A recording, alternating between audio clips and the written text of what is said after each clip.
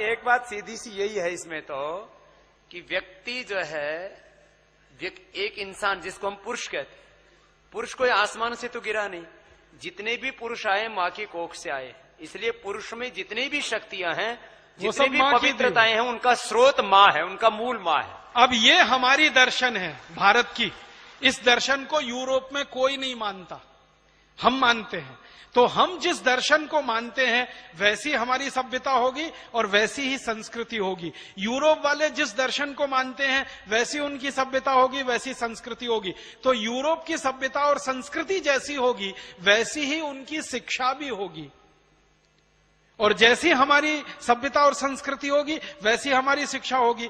तो हम जब गुरुकुल की शिक्षा लेते थे, भारत की अपनी शिक्षा होती थी, तो उसमें स्त्री मां थी, स्त्री दुर्गा थी, स्त्री हमारे देश में प्रेरणा का स्रोत थी, महिला सारे के सारे काम का केंद्र बिंदु थी। ये गुरुकुलों की शिक्षा से दिखाई देता है, क्योंकि हमारे पास जो दस्तावेज हैं अंग्रेजों के जमाने के, इस देश में आधे से ज्यादा विश्वविद्यालयों की कुलपति महिलाएं थी, स्त्रियां थी, आधे से ज्यादा, और विश्वविद्यालय स्तर के गुरुकुल थे।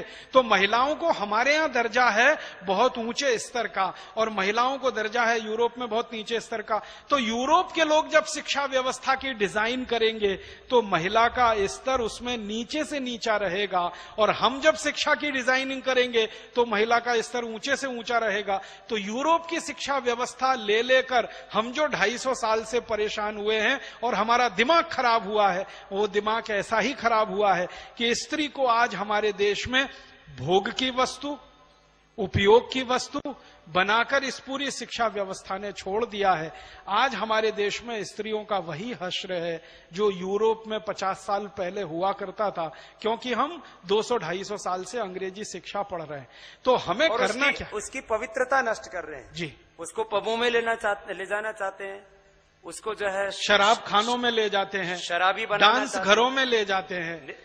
हमारे यहाँ मॉडर्न होने के नाम पर महिलाओं को यही तो कर रहे हैं ना, उनको नचाते। हमने स्त्री को मान लिया नाचने की चीज, पहले नाचने वालियों को सबसे घटिया मानते थे, और आज कोई नाचने वाली आ जाए तो पूरा गांव, पूरा देश पागल हो जाता है।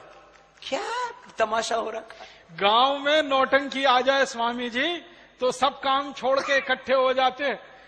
कई बार मेरे साथ हुआ है, मैं व्याख्यान देने किसी गांव में गया, नौटंकी वाले आए हुए, व्याख्यान सुनने कोई नहीं आया, सब नौटंकी में बैठे, और नौटंकी में इतनी गंदी गंदी बातें महिलाओं के लिए, स्त्रियों के लिए कही जाती हैं और बोली जाती हैं कि कोई कान में रुई ठूस ले फिर भी तकलीफ हो उसको।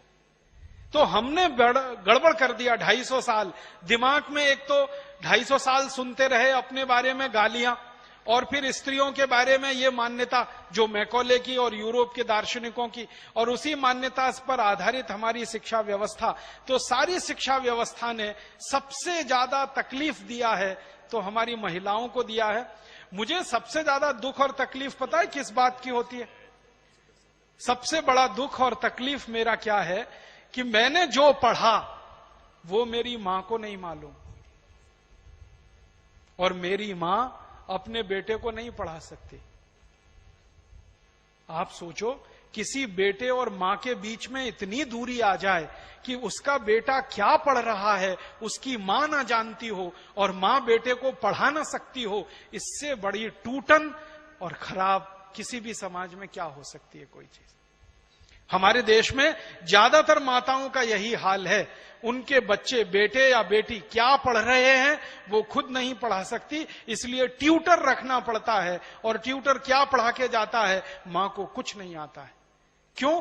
शिक्षा व्यवस्था से मां पूरी तरह से गायब है, क्योंकि पूरी शिक्षा व्यवस्था की डिजाइन ऐसे की गई है जिसमें मां का कोई रोल ही नहीं है।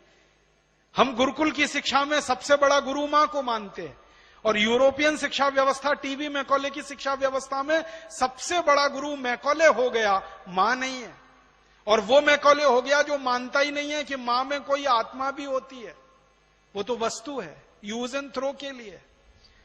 तो ये एक छोटी सी बात मैंने थोड़ा विस्तार करके कही कि हमको हमारी शिक्षा व्यवस्था बदलनी है। तो क्या क्या बदलना है?